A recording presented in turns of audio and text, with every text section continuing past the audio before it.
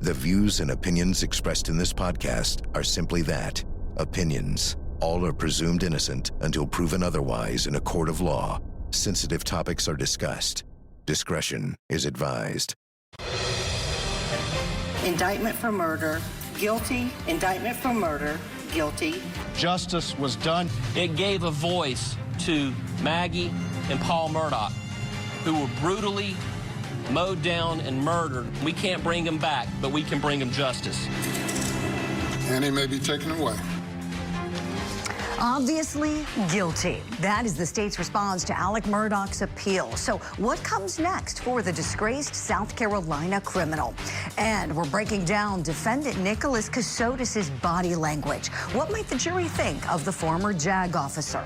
Plus, Rachel Morin's killer sentenced to life in prison without parole. Live reaction this morning coming up from Rachel's mom. Also this hour, a man is accused of fleeing the United States and faking his own death for allegedly raping 2 women. Could one of the victims' testimony tip the scales of justice in the fugitive sex offender trial? It's all coming up next for you right here on Opening Statements.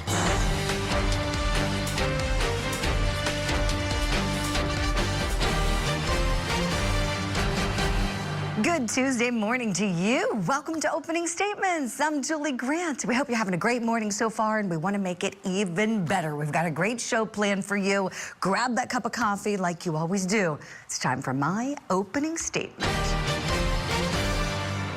Why do bad things happen to good people?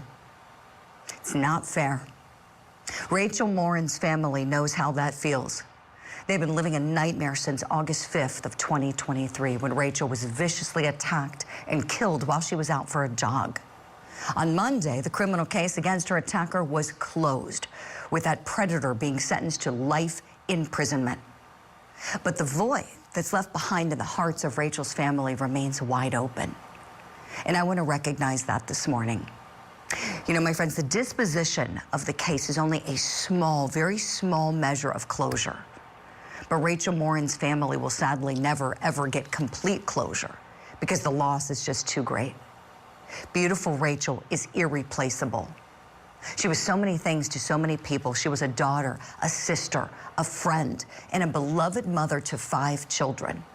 She brought goodness into this world, and that's how she will always be remembered, as a good person and a loving, bright light. So as we're moving forward, let's continue remembering Rachel and Rachel's family as they're embarking on the next chapter of their healing journey. Let's send her family our love, our light, our prayers, and our good wishes. Because even though the case is closed, Rachel Morin won't be forgotten. And I'll be talking to Rachel's mom, Patty, later this hour. So please stay tuned for that special interview. That's my opening statement. Let me know if you like it. Right now, it's time for your daily docket. Did Houston talk about killing Ryan? Several times. Did you ever take him seriously? No, I thought he was full of crap. He liked to brag about how he knew powerful people and his dad knew dangerous people, and he insinuated that he had been involved in some other crimes. Remember Karina Cooper? She was convicted last month for the murder of her husband, Ryan, but then tried to blame it all on her lover, Houston Danker. Well, now Danker's trial is set to begin today in Iowa. We're calling this case the Lover's Words murder trial.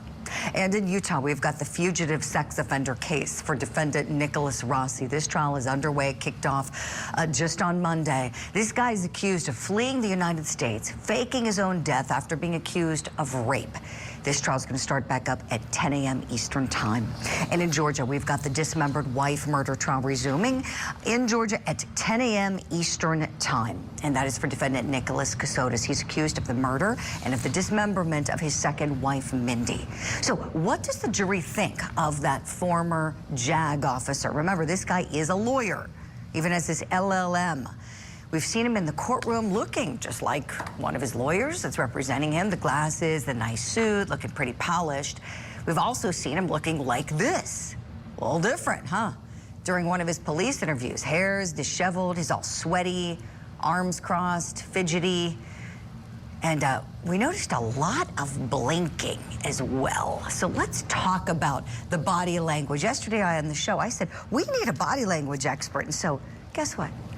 Guess who we brought in this morning? We have Susan Constantine here, jury consultant and body language expert, to help us out with that, and retired NYPD homicide detective and host of the Rob O'Donnell Show. Rob O'Donnell is with us as well to analyze the interrogation of this guy. Good morning to you both.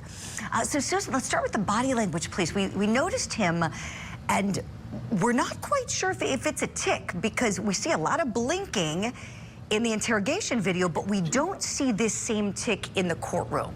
We just see it in the interrogation room. What does this tell you? Okay, so I'm going to break this down for you. And I watched your show yesterday, and I was thinking, I need to be on the show to tell them what this is going on. My girl. This is what we call an eye storm, okay? So we're seeing multiple things happen. We're seeing an eye tick, and we see that where even the cheek will even bop up, and sometimes you'll see it in his upper brow.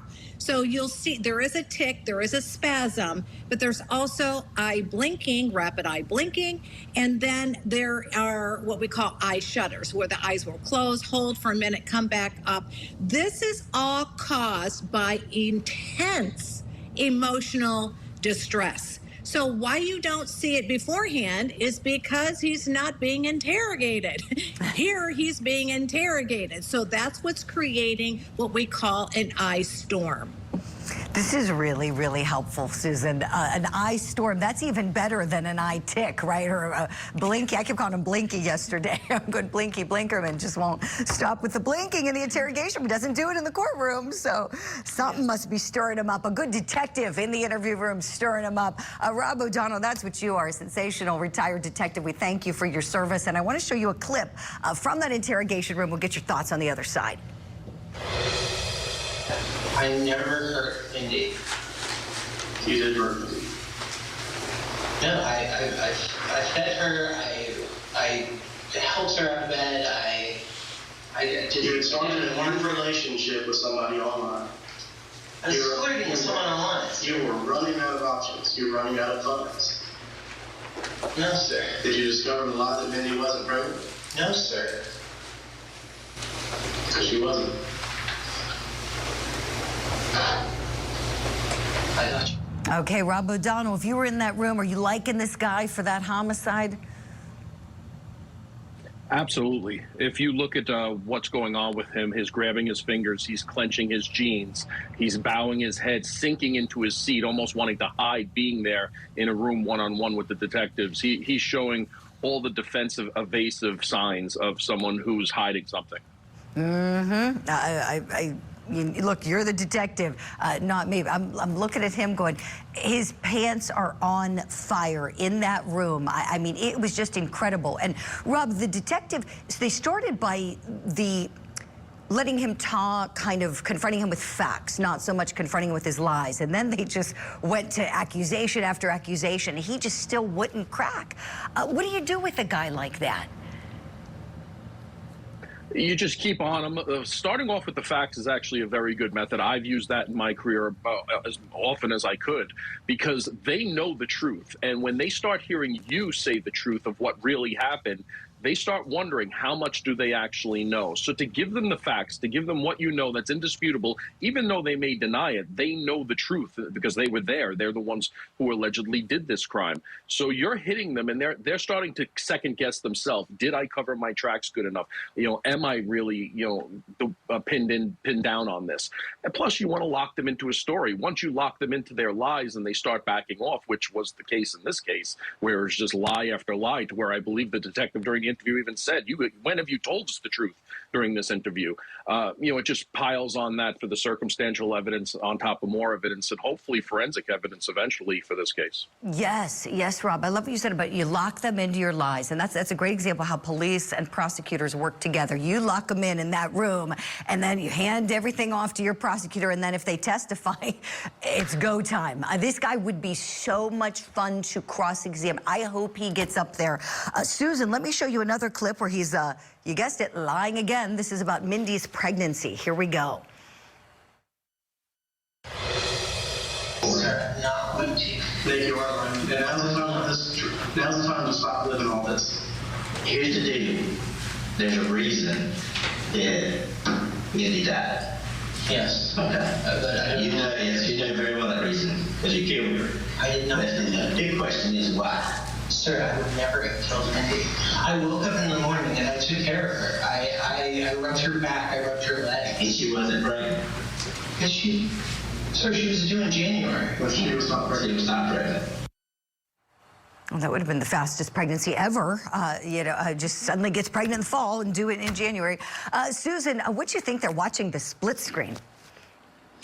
Well, first of all, he's doing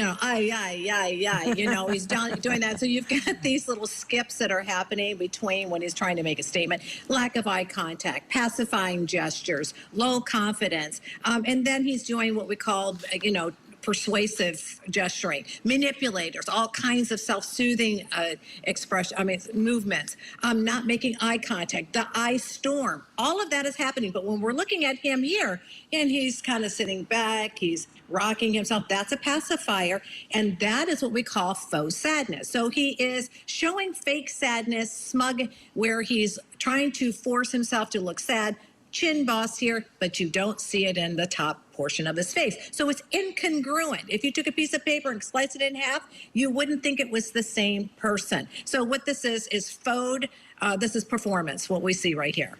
Performance in the courtroom. Susan, this is such brilliant analysis because we think about what this guy and what he's trained to do. Lawyers are trained to perform in the court. Well, trial lawyers are trial lawyers. And he was one because he was a JAG officer. We know he would do what are called court martials in the military. So this performance in the courtroom, let's talk a little bit more about that. Susan, all throughout the trial, we're noticing he's very calm, seems very polite, he's respectful to the court. He stands when it's appropriate. He's not loud, he's not making faces. We don't see him antagonizing anybody. Almost like the perfect defendant, right? He's just minding his manners. The optics, what do you think they're trying to do here, his legal team and him, with his look and the mannerisms?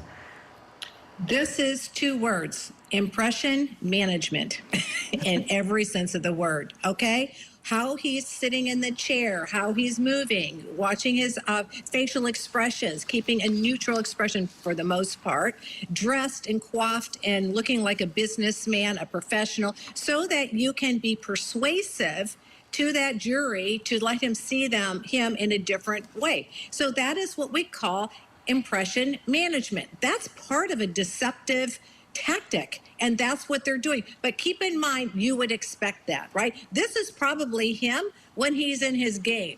I bet you this is what he looks like when he's actually was the prosecutor. But the other part of him is the other part of what you call the cube. Here is the prosecutor, here is the criminal. So they're two different people. Susan, I love that. You're giving me ideas. If I'm the prosecutor, I'm going to do something like that, talk about how this guy is almost like two different people. He's got two sides to him. And Rob O'Donnell, I want to pick your brain about this crazy story. I'm sure you've heard so many crazy things in the cases that you have worked, the people you've interrogated. This guy saying that somebody who's claiming to work for the FBI is controlling him, his wife, his movements, telling him what to do. He's holding his money, where to go, telling him he's got to go on the run. And this guy was in the military, and he doesn't report this to anybody. What do you think about his story, Rob? He's a manipulator, and I believe it's because of the women in his life. It's to control them. He uses these stories for power over them, to make them, put them in fear, so he can control them, move them, do what he wants with the money. Burn the house check in a Ford F-150 for his second wife that he's under an assumed name that he met when he was married to the deceased here.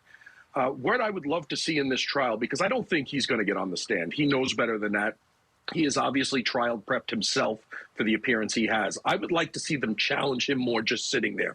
I think if the prosecutor turned around and started directing, looking at him and putting him under pressure, and if the witnesses on the stand, the Georgia investigation people, started challenging him directly, making eye contact, it would make him uncomfortable, and he would start these traits again because he wouldn't be able to control himself. Rob O'Donnell, you should come teach a trial advocacy class sometime. Yes, yes, yes to what you just said. Yes, you know, a good prosecutor knows, you're right, knows, get in his face, get close, point at him, look at him, gesture, look at the jury, look at him. Oh yeah, be animated. Yeah, this guy, he's a piece of work. And quickly, Rob, I think he's very dangerous. That's my opinion. What do you think as a law enforcement professional? Well, he's a trained professional. He has 13 years in the JAG Corps. He's lived a lie his entire adult life from what we're hearing. Everything about it's been a lie. Telling the deceased parents she died in the hospital. How do you not think that that's going to be checked on or traced back to? You know, the stories he's told law enforcement, just lie after lie about the pregnancy. You know, the different women he's been with, the lie after lie with them, the money issues, this FBI agent that doesn't exist. I think the jury's going to see through this very, very easily. Yes, I think he's dangerous. We'll see what the jury thinks. Rob O'Donnell, Susan Constantine, great conversation. Let's do it again soon. Thank you both so much. We're going to hit a break. When we come back, here's what's next on Opening Statements. Hey, he's got a bird in his mouth. Bubba. Hey, Bubba. It's a guinea. This is a chicken. Come here, Bubba. State of South Carolina pushing back on Alec Murdaugh's appeal. What comes next for the convicted killer? And we're being a voice for victims this morning. Live reaction to the sentencing of Rachel Morin's killer. Her mom is joining us this morning as a special guest on the show.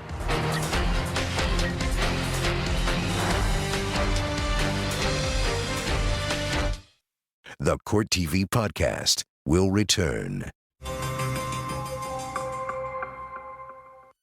In the murder of your wife, Maggie Murdaugh, I sentence you for a term of the rest of your natural life. For the murder of Paul Murdaugh, I sentence you to prison for murdering him for the rest of your natural life. He was found guilty because he was guilty. I mean, it was a comedy of errors in terms of forensics on this. So do I have faith that they would find the real killer? No. Alec Murdaugh still proclaiming his innocence after he's been sentenced to life in prison for the murders of his wife Maggie and his son Paul. The state of South Carolina now pushing back big time against his Supreme Court appeal. Last year, the state's highest court agreed to hear Murdaugh's appeal for a new trial. This after his appeal on the state level was denied. Now, defense attorneys for the convicted killer allege that the clerk of court, Becky Hill, tampered with the jury during his criminal trial. Murdaugh's camp believes that she swayed the jurors ahead of the deliberations. On Friday, the state, though, pushed back hard with a 182-page brief, saying in part, the jury convicted the appellant because he was obviously guilty, not because 3 jurors heard Becky Hill's foolish and fleeting comments about his upcoming testimony. So will Murdaugh's appeal obviously end in denial? A little play on words from that brief.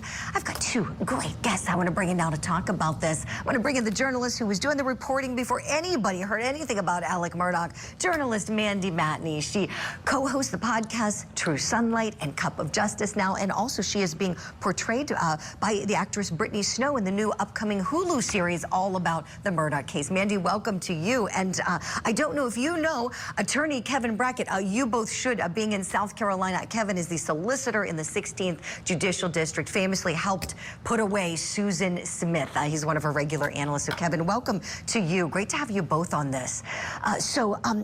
I want to get just general thoughts when you both took a look at this and what you're thinking in terms of, is the state's position right based on what you both saw play out in the courtroom during the trial? Mandy, would you start us off with your thoughts, please? Yeah, of course. Overwhelmingly guilty, I think, is the best takeaway from when I read this 182-page brief. It's honestly crazy to see, as you said, I've been reporting on the story since 2019, so this has been a very long time, but I've never seen one piece of legal literature really outline all of the evidence against Alex Murdaugh and really attack everything that Dick and Jim have been saying in the last year and a half about Becky Hill and the jurors. I think the state did an excellent job with this brief. Mandy, thank you for your insights. Kevin, same question to you. Your thoughts on how good this argument is set forth by the state? Well, I think that the state did an outstanding job laying out their case for why the verdict should be sustained by the Supreme Court and why Justice Toll's decision in the Remmer hearing that was held in Richland County discussing the Becky Hill involvement should also be affirmed. There's really two kinds of issues involved in this appeal, Julie. The first one is structural, and that is the comments by Becky Hill, and that goes to the fundamental fairness of the trial as a whole. And then the rest of them are all trial errors that are alleged by the defense, which I think are much easier to deal with. I think they responded very well to that.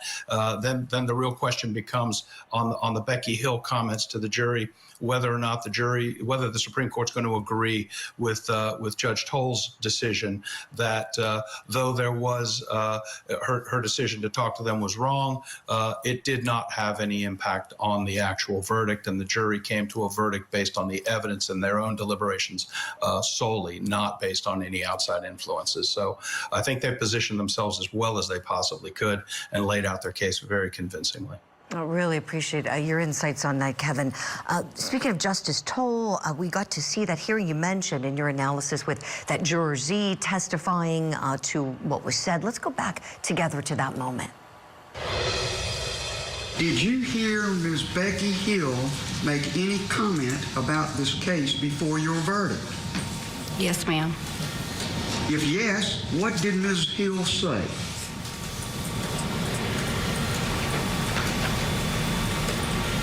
To watch his actions. To watch his actions? What else? To watch him closely. Kevin, I want to go to you as a follow-up here legally. With what Justice Toll did at this hearing and the standards that she applied in the analysis, was everything accurate in your view? I believe it was, Julia. I mean, really, it comes down to, was something improper done? Was there an improper communication? And clearly, Ms. Hill should not have been talking to the jury at all. But then what did she say, and what impact did it have? How was it received by the jury? That's the next question, because it's not just an automatic reversal. There is still the question of what was the improper contact? Did it influence the jury's verdict? So I believe Chief Justice Toll got right to the heart of the issue. What was said, and then how did it influence you? And that, is a proper line of inquiry in a Remmer hearing. You need to not just say, well, she talked to him, therefore there's a new trial. No, what was the outcome of that discussion?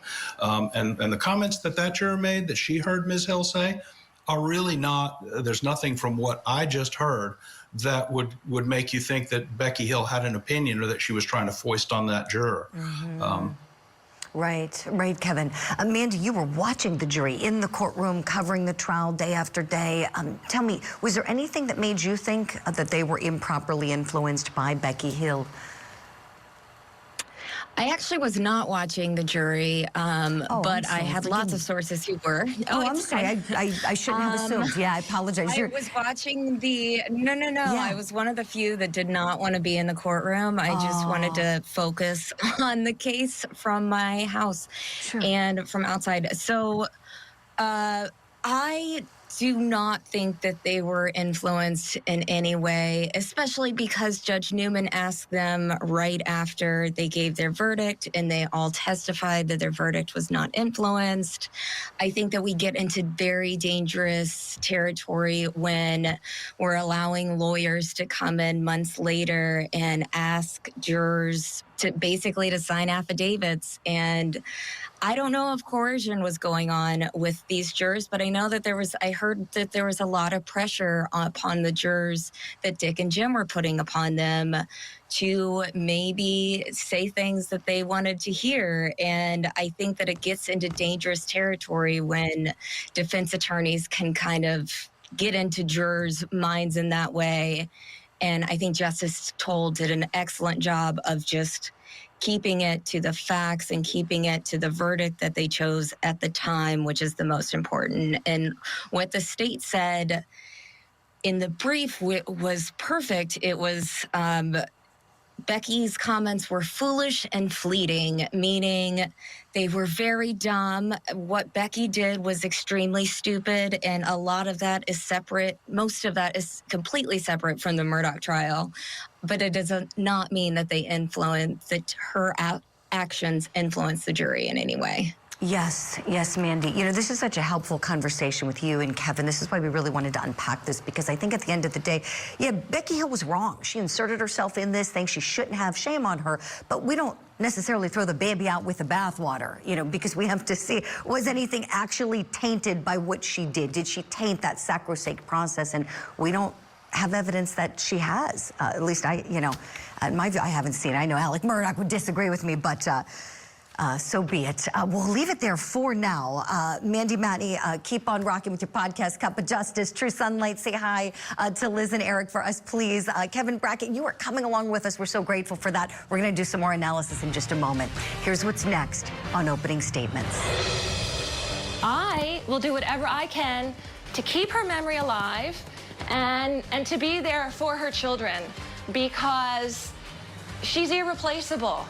She was 1 in a million. We're remembering Rachel Morin this morning on Opening Statements, as her killer was just sentenced to life in prison. Rachel's mom, Patty, is joining us live next. And one of the victims' testimony tipped the scales of justice in the fugitive sex offender murder trial.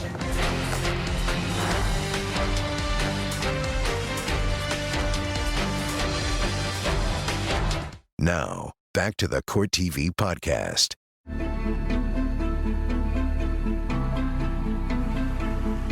Welcome back. This morning in our Voice for Victims segment, we are giving a voice to Rachel Morin.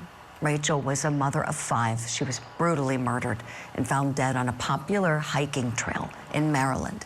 Police began a nationwide manhunt searching for her killer. Nothing happened. And on this day, I'm here to tell you Rachel's murderer is no longer a free man. Hopefully, he will never have the opportunity to walk free again. Police in Tulsa, Oklahoma, assisted by our federal partners, located and arrested Rachel's murderer, Victor Antonio Martinez Hernandez. And Victor Martinez Hernandez, who entered the country illegally from El Salvador, was charged with murder and with rape. He should not have been here in our country. He also has another open case in California for a home invasion and an alleged assault on a 9-year-old child. Now, it took the jury less than an hour to find him guilty during the trial. And on Monday, he was sentenced to spend the rest of his life in prison without the possibility of parole. No cameras were allowed in the courtroom, but members of Rachel's family, including her mom, Patty, were able to deliver victim impact statements. And this morning, we're so happy to have on the program Rachel's mom, Patty, to get to talk with her. And along with her is her attorney, Randolph Rice. He's been representing the family throughout the progression of this. Patty, good morning to you. And we want to start by just saying we are so sorry for your loss. How are you doing this morning? I'm trying to hold back tears. It's just so hard to talk about Rachel because it's been so long. And so it's like you're at the end of a marathon and you cry because you're happy, but you cry because you're tired at the same time. And that's what it has felt like these last 2 years with just everything that has gone on. It's been like an emotional roller coaster.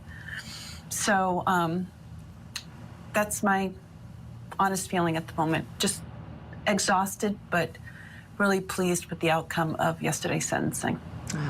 Patty, it's unimaginable what you've gone through, what happened to Rachel. It's unconscionable. No parent like yourself should ever have to bury their child. We think about you and Rachel's kids often. We talk about your family on this program, and for anybody who was wondering what might have been said yesterday, we know that you were one of the people who did deliver an impact statement, and there was something you said that struck us as just so profound. You said in part that the depths of grief are equivalent to the depths of love felt, and how this will impact generations to come. Patty, would you explain to us what you mean by that? Yeah, if you love somebody, well, you can't experience loss if you don't experience love. And, there are a lot of people, they say, oh, I love you, and then they're in a relationship, and after 2 weeks or a month, it breaks up.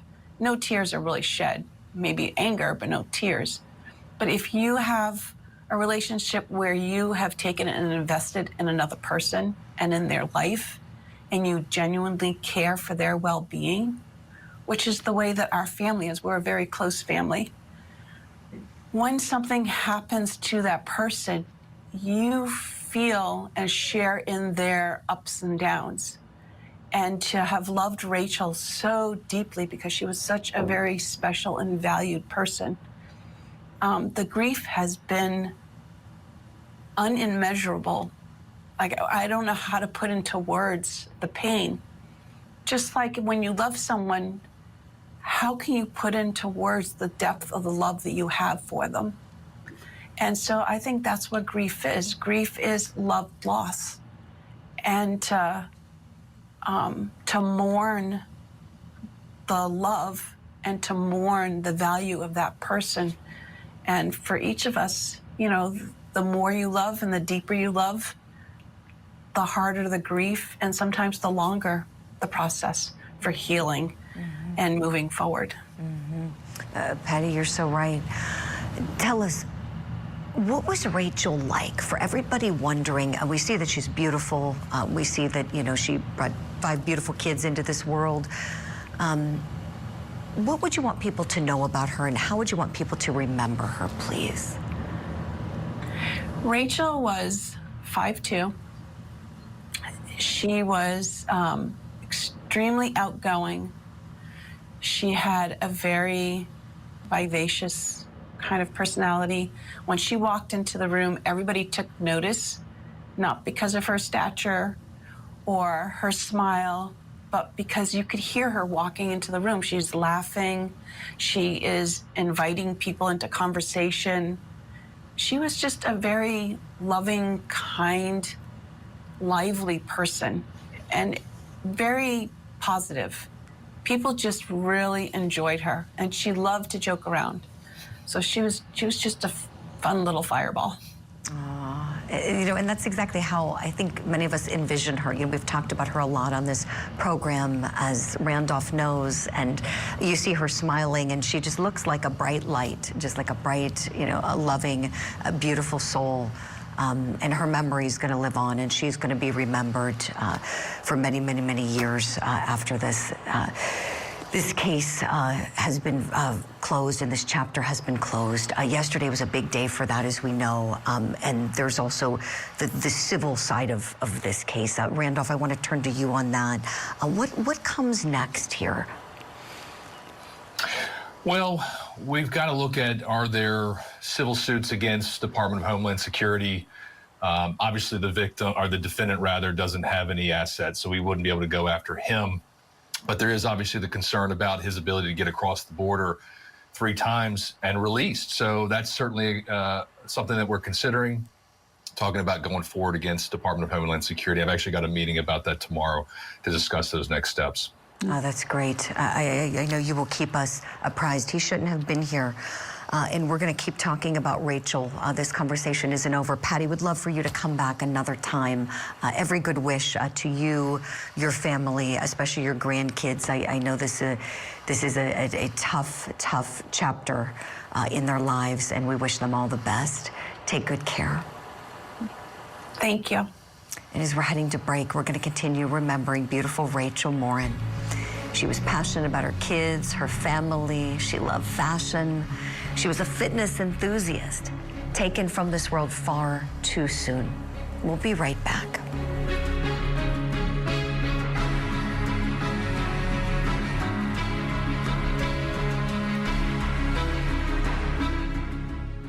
This is the Court TV Podcast.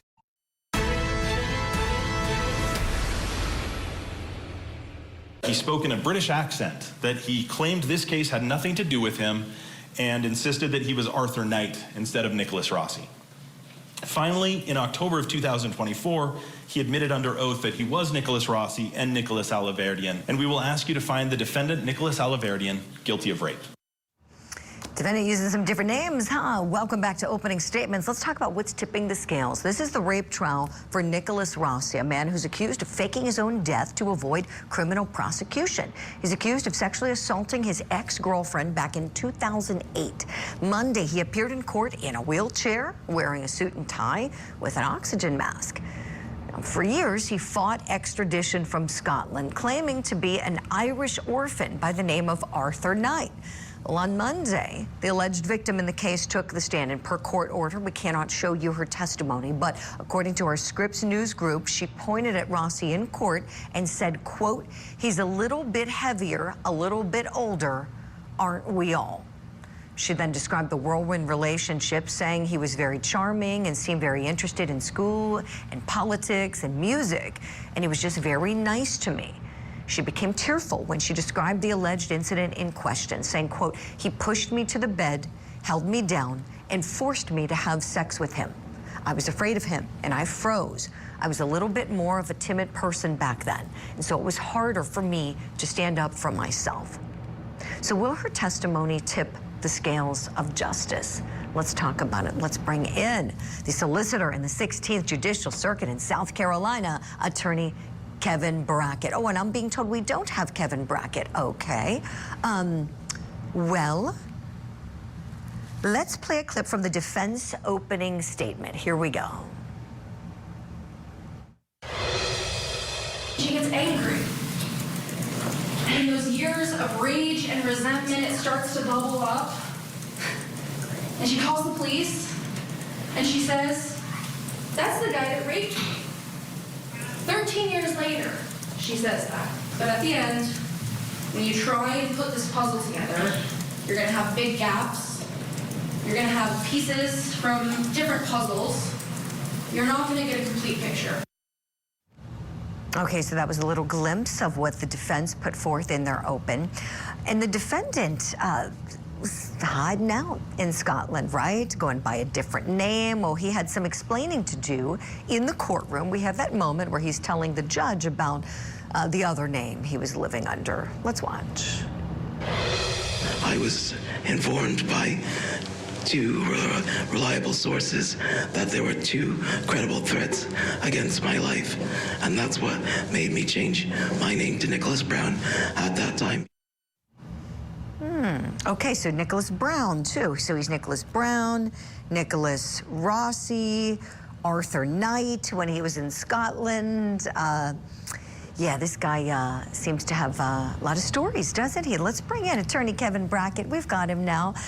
Kevin, I guess let's start with this defendant and his contention that this didn't happen. So this is an ex-girlfriend of his who's saying this rape did happen. How challenging is it for you when you're a prosecutor on a sex assault case like this one, where lines can be blurred about what was consensual and then what was not consensual in the context of the relationship? It's always a challenge in these cases, Julie.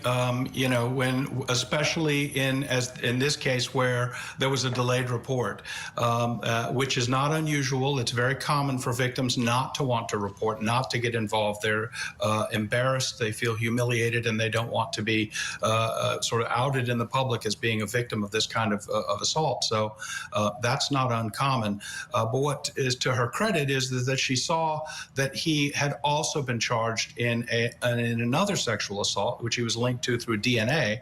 And so when she saw that, she decided to come forward. So I think that will help sort of mitigate the delays to some extent.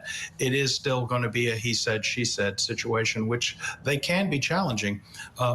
Fortunately for the state in this case, this particular defendant, they liken this case to a jigsaw puzzle with one piece missing. I think of it more as Twister, the game where, you spin the wheel and you hit a color and put your left hand on red and you're right.